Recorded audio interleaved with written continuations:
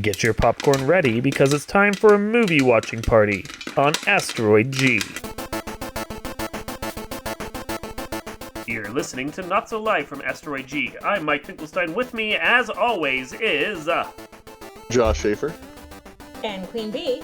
And today we are doing a watch party for The Old Guard, the movie that just came out recently on Netflix about immortals who don't fight each other but fight everyone else. It's quite a change from Highlander. It's Highlander with extra steps. It's not Highlander at all. We'll eventually fight each other, but first we really got to get rid of all these damn humans, okay? So, you guys have both watched it, but for those in the audience that maybe haven't, The Old Guard stars Charlize Theron, who has honestly become quite the action movie star at this point. Yeah, She really is. She's amazing. Yeah. When did that happen? I don't know, because I was sitting there looking over her stuff, and I'm like, okay, so what was she in before this? And, like, you go back far enough, you're like, Reindeer Games and The Cider House Rules, and then at some point you're suddenly sitting there going, and then Mad Max, and Atomic Blonde, and The Old Guard, and holy shit, she does more action movies than Tom Cruise. Yeah. Aeon Flux. That's where it's Aeon Flux. Yeah, it is. Yeah. And she does her own stunts. You can't complain about that. And she does them well, too. Yeah, this isn't the first time she's been an immortal either, because she was an immortal in that flick with Will Smith, too. Oh, yeah. Hancock. Yeah, there you go. Yeah, she has. I'm sitting there going, I don't remember that in The Cider House Rules. No. Will Smith was in that? And I can't believe you didn't say Mad Max. She was in Mad Max too. Yeah. Or as well. Yeah, as well. Yeah, Fury Road. I mean, that was the one where she recently really started amping up. Anyway, so she and a crew of her fellow people, like 3 or 4 other people, are immortals. They don't know why they're immortal. It's just at some point they suddenly stopped dying or getting injured or anything. And they now live forever. And so they basically go around from, like, war to war. Huh? They live forever with an asterisk. Yeah, well, that's a twist that we can cover in a bit. But, so, essentially, they live forever. And then, so they basically, because they're all warriors for some reason, they all just were warriors to begin with. So, for reasons they don't understand, they are all warriors who are somehow, basically, effectively immortal.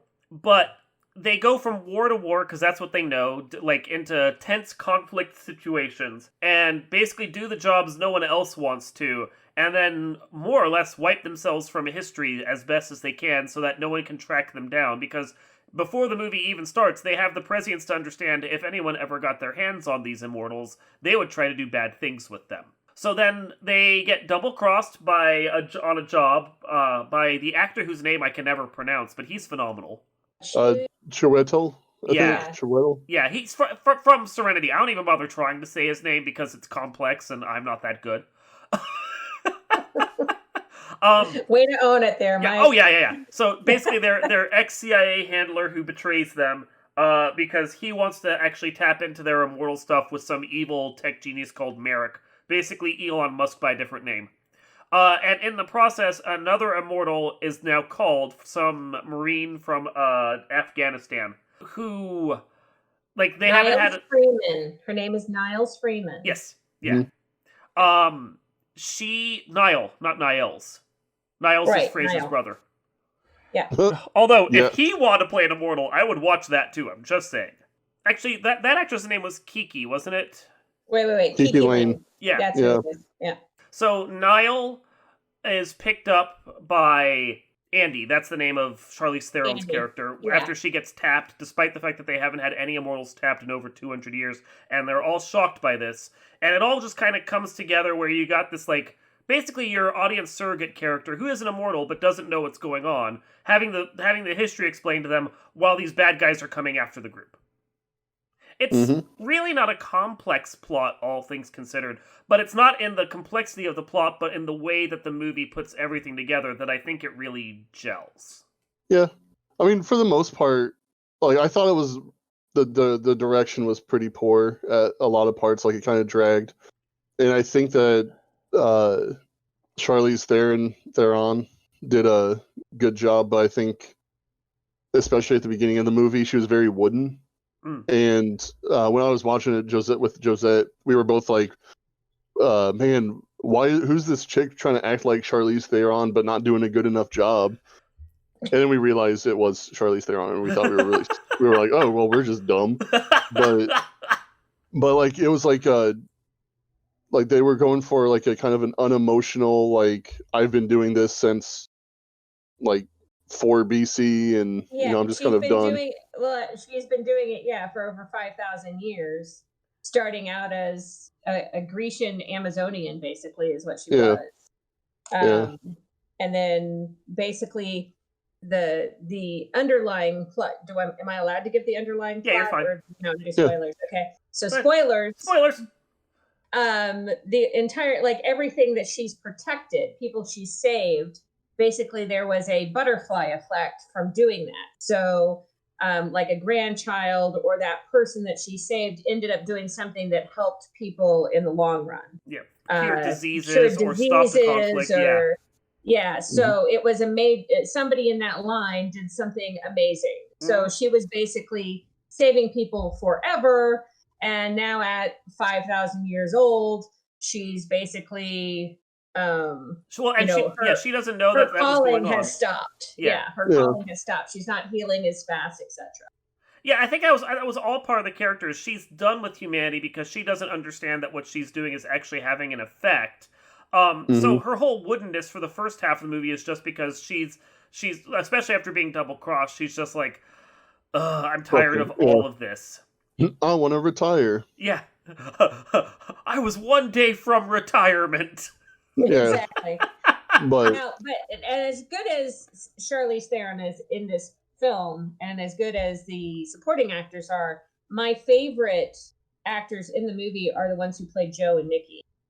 I was going to say that. The two warriors, the gay warriors. The gay warriors one was a Templar, one was a Muslim, and they ended up killing each other multiple times and then decided to fall in love. Yep. Which was the best story plot ever, in my opinion. And the line that Nikki gives in the middle to the end of the movie about how much he loves Joe. That was fucking poetic. It was very poetic. And I was like, that is the best line in any movie ever. Yeah, and just like the whole thing where it's like, are you guys boyfriends or something? And then like that whole scene and rips the guy a new one. Yeah. And then the guys, they were just kind of like, what did we do? Are we the baddies? And basically, and they basically say, stop being, so fucking racist and, and homophobic and closed-minded and, all that kind of stuff. But it's great. Their relationship is amazing. Yeah. So that was the best part of the film for me. Me too. It was... Because it was like, I liked how subtly it was done too. Like, right. Like they don't throw it in everybody's faces. Yeah. So it's just like, that's how they are. And it's cool. Well, and then I kind of liked how Booker's reasoning for betraying stuff was kind of like, I'm alone. I don't have anyone and you guys have each other. And so like you could kind of sympathize with why he did what he did. But at the same time, like the second Booker showed up, I was like, he did this. He a bad guy. I mean, the big draw of the movie certainly is the action, and I think the action was fairly solidly done. It's not, I wouldn't say it's anywhere near as cohesive as the different sequences in Atomic Blonde, just because they do a lot more over editing, I think, on the action here. But it's close captured. The fist fighting's pretty solid just because Charlize Theron's doing all of her own stunts, so that helps to sell it. And the gunplay work is pretty good. I do wish the editing slowed down a little. I do too. And I really appreciated how, like, one thing that it just bugs me, because I'm not like a huge gun nut or anything like that, but like when movies have like the infinite ammo trope, where it's just like, I have a 8-shot revolver or 6-shot or however much, but I shot it 37 times. I watched the without movie recently. Reloading. Yeah, I can't remember what the movie was, but like someone had an obvious revolver and they shot like 13 times before going, I'm out. And I'm going, you should have been out ages ago, dude. Yeah, but like, just like, I can't remember which scene it was. I think it was the very first scene where they got set up. Yeah. Where the dude had the shotgun and he just shot like, he like kind of like slid down and like shot up and just dropped it and grabbed another gun. Like, I was like, man, this is pretty realistic. And like they were like out of ammo every once in a while. Like you saw them like the end scene when they were fighting the, I guess like the pseudo SWAT security team thing, where like the choreography was just like down pat because like they'd fire and one dude would throw a magazine to it was someone and they so just hot. yes, I get goosebumps just thinking about it. What you get when you have people that have been fighting together for like 800 plus years. Yeah, Right, exactly. like it's just second nature to them. Yeah. A good point to make here is that not a standard male director here. This Oh, was yeah. a director by By Gina a Price lady. Blythewood. Yeah. Mm-hmm. And she's known for Love and Basketball, The Secret Life of Bees, and Beyond the Light. So, you know, Yeah. really good for her first kind of action film. Well, I've read articles about her before. She is fairly selective about the works that she does. So, like, her doing an action movie might be a little outside her normal, like, realm.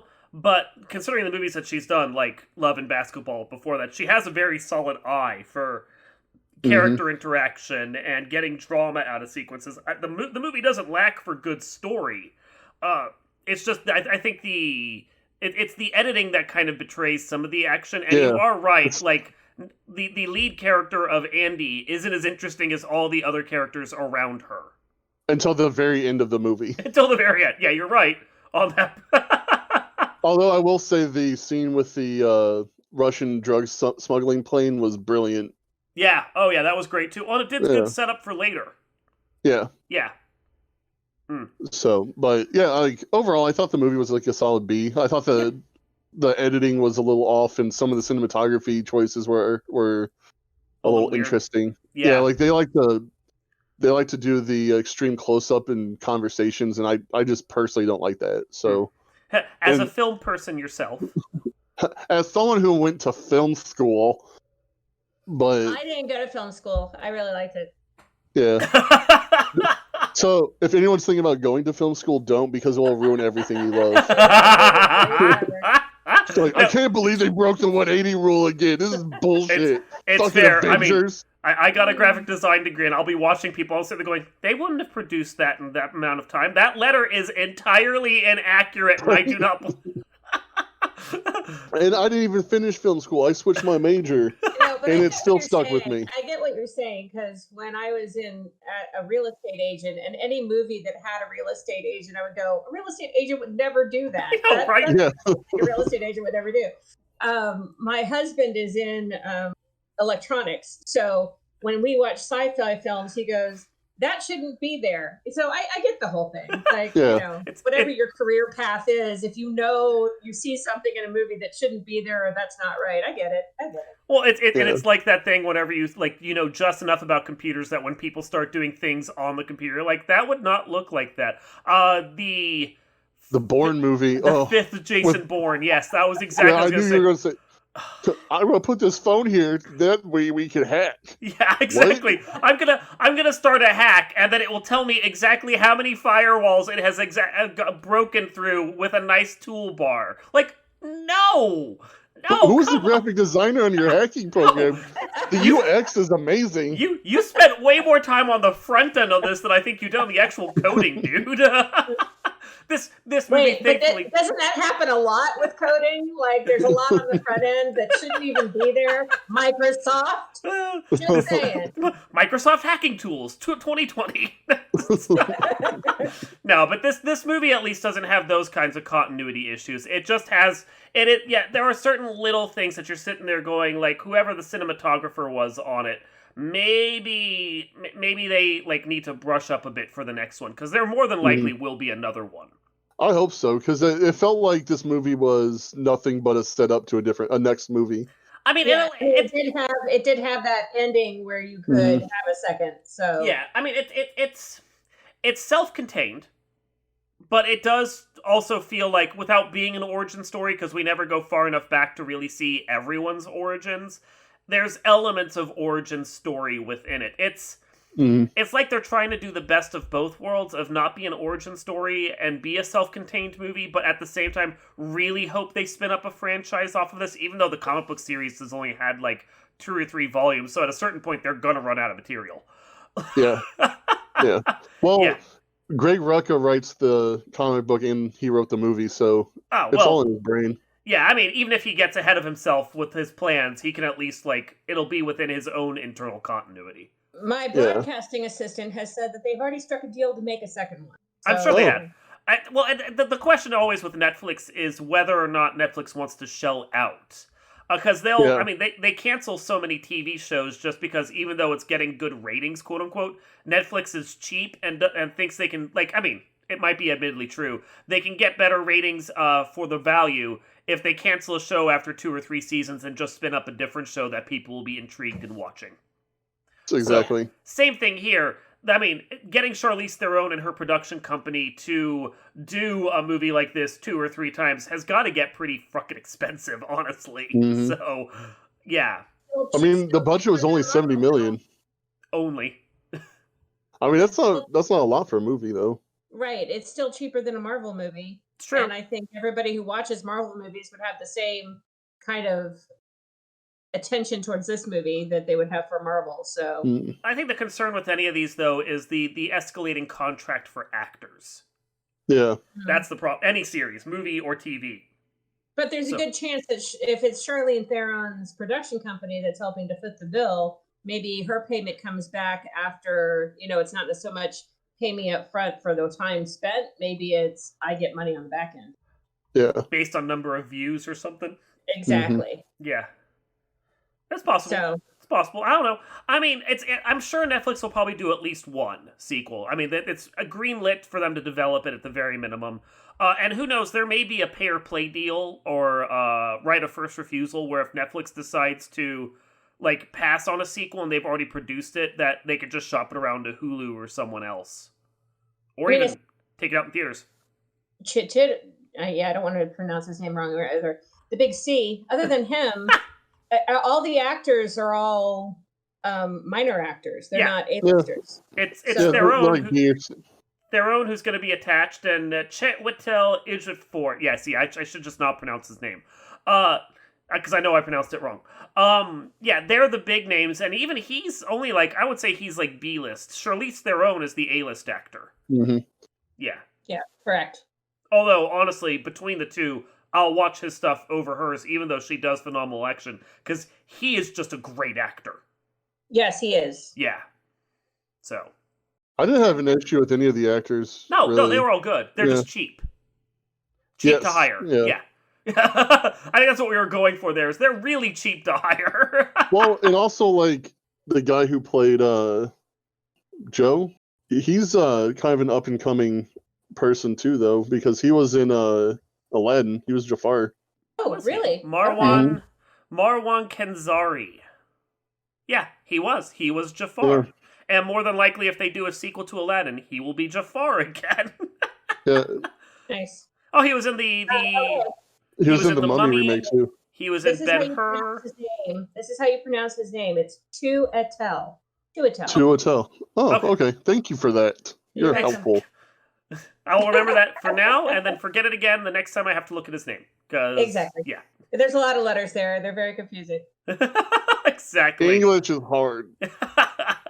But no, I think a sequel is interesting. Like, the one thing that I will say is that the first half of the movie may be a little slow, but by the back half, it's actually picked up enough momentum that you really want to see where the series could go. Yeah, and I would love to see, like, I mean, I think everyone is in agreement with that Joe and Nikki's storyline. I really want to see just a movie based off of them killing each other a bunch. Spin-off? Yeah. Yeah, just like, because I love, like I hate the Crusades because, they were wrong, but I also love that era of history. Me too, Josh. We have so much in common. I know, because, like, Muslim society at the time was, like, super advanced for the time, and the Europeans kind of killed that on both sides. But anyway, they did. But I really love to see that. It doesn't help that the Mongols also kind of rampaged through around a similar time period and destroyed them from the other direction. Yeah. Yeah. But I would just love to see that kind of just them just killing each other a whole shit ton of times, and then just like, you're really cute. You're really cute. And just Hey there, your armor. Look at you. Is that scale mail, or are you happy to see me? It's both. I mean. But wow. Okay. But let me see your saber, sir. Ooh. Hey. But like, in another thing, like, I just remembered one thing that kind of annoyed me, and this is like the history nerd in me coming out, is how they were so, not, I don't want to say tongue in cheek, but it was really annoying how it's like they never straight up just said how old Andy was or where she came from. But I honestly took that as a sign that she literally doesn't know. Well, she says she's from she knows the time period she's from. Scythia? Yeah, but that doesn't necessarily mean she knows the year, because I mean she's old enough at this point that calendars might not have synced up. Who knows what the history keeping might have been back then? And I mean, after 5,000 years, your brain's gonna start like missing certain details of all the way in the past. Sure. Yeah. So I literally just took it as when she says I'm really old. She just literally doesn't know exactly how old she is. Yeah. I mean, I have to give her kind of the storyline some kind of credit. You're right. She said, she said she had sisters, but she can't remember what they look like. She couldn't tell you anything about them. Yeah. She doesn't remember. I mean, after a week, I can't remember what I did. So no, I was more so saying like she could say she was Greek, or Scythian technically, I guess, but I think she's supposed to be where's Jesus from? Aramea or Judea. She's supposed to be Judea. Yeah, or some kind of Grecian Amazon is the feeling I got. Yeah, she is Andromache, whatever, I don't know, because I suck with those kinds of names. Of Scythia, wherever Scythia was. So, Scythia is where Iran is now. Okay, there you go. So so that kind of in that ballpark there for like history and race and all that. Yeah. Yeah. But it was still good. I liked it, and I liked the actress who played Niall. I thought did a really good job. Kiki Lane, yeah. We've seen her in other things. I can't remember what we saw her in. She was in Beale Street. If Beale Street could talk. Did TV, a lot of TV. Apparently, will be in the Coming to America remake, which I'm excited for. Really? Well, it's probably going to be garbage, but I really like the first one. I mean, at this point, let's be honest, I will watch anything because there's very little that's going to be coming out at a certain point because nothing is in production. Yep. Yeah, like, on that regard, I wanted to mention this because we were talking history and how irritating it is when shows get it wrong. I don't know if you guys have watched Cursed on Netflix that just came out. Mm-mm. It's kind of a retelling of Arthurian legend from the perspective of a character based on the Lady of the Lake. But they get everything so fucking wrong. Like, for instance, Arthur and Uther Pendragon are about the same age, which, if you know your Arthurian legend, doesn't make sense. But, like, the church who's ravaging around the island, going and killing off all of the Fae, which is just a detail that's thrown in, and you're just supposed to accept it. Trust me, this is how bad this show is. They're saying they're doing it in honor of the Holy Roman Emperor, which the Holy Roman Emperor had nothing to do with Britain. No, nothing. Yeah. I'm like, now, when you go and you realize that this show is based on, like, random, like, insane scribblings of Frank Miller, it kind of makes sense, because he ruined history for 300 also, but still, it's just like, some stuff in the show is cool, and then they open their mouths and say something historic, and I'm like, please shut up. Just stop. I'd rather watch Warrior Nun. Yeah, see, and and honestly, the shows have a similar intent in their kind of style, because they both have the reluctant female hero that really doesn't want to be the hero and then ends up being the hero, and you're just like, couldn't you have done this 5 episodes ago so we could have gotten to the plot already? Well, if we had a Vatican week, we could watch The Young Pope and Warrior Nun all in the same week. Because that's what we did. We just finished Catholic watching week. The Young Pope. Right. Before we went into Warrior Nun. And we're like, hey, wasn't that Cardinal in the last movie? he just played. He's actually hired by the Vatican to play default Cardinal number 3. Right? That's how the Catholic Church gets their money now. By the way, are amazing. So if you haven't watched them yet, you should. Are we talking Young Pope and Warrior Nun?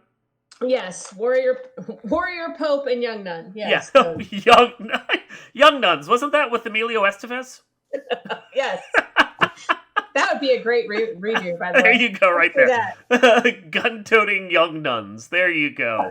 Has nothing to do with the Old Guard. We have definitely wandered at this point, but still. Anyway, anything further to say on the Old Guard or Atomic Blonde?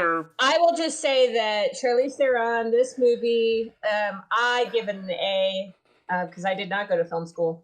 And, that's a good choice. That means you have good decision-making skills. And more money. I do. I'm a Virgo. Anyway, so with that, I think I would like to see a number 2 if they decide to do it again, which it sounds like they are going to try to do. So thumbs up from me.